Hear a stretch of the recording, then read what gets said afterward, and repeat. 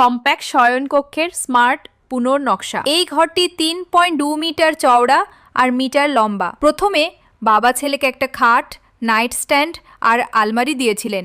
সপ্তাহান্তে বন্ধু এসে পড়তে ডেস্কের জায়গাও ছিল না, তাদের পড়ার জায়গা ছিল না। এটা দেখে মা পুরো ঘরটা নতুন করে সাজালেন। তিনি কাঠে মোড়া লোহার খাটের ফ্রেম দিয়ে শুরু করলেন। আরামের জন্য শ্বাসযোগ্য জলরোধী গদি বসানো হলো। জানলার কাছে স্টোরেজ ক্যাবিনেট আর সুবিধাজনক সকেট লাগালেন। ক্যাবিনেটের পাশে খেলনা রাখার ড্রয়ার বসালেন। ওপরে লম্বা বুকশেলফে প্রিয় কমিক বই আর উপন্যাস রাখলেন। খাটের মাথায় নরম দেয়াল কুশন লাগানো হলো। ছাদে প্রজেক্টর লাগালেন যাতে শুয়ে সিনেমা দেখা যায়। আরামের জন্য কোণে একটা বিনব্যাগ চেয়ার রাখলেন। সিঁড়ির নিচে যা ড্রয়ারও সে শিশুর অন্তর্বাস ও ছোট জিনিসের জন্য জায়গা করেছে। ঘরের মাঝে আধা ব্যক্তিগত স্থান তৈরিতে প্লাস্টার বোর্ডে একটি বিভাজক দেওয়াল বানানো হয়েছে। 2 স্তরের একটি ধাতব দেয়াল র্যাক যোগ করা হয়েছে অনেক কাপড় ঝোলানোর জন্য।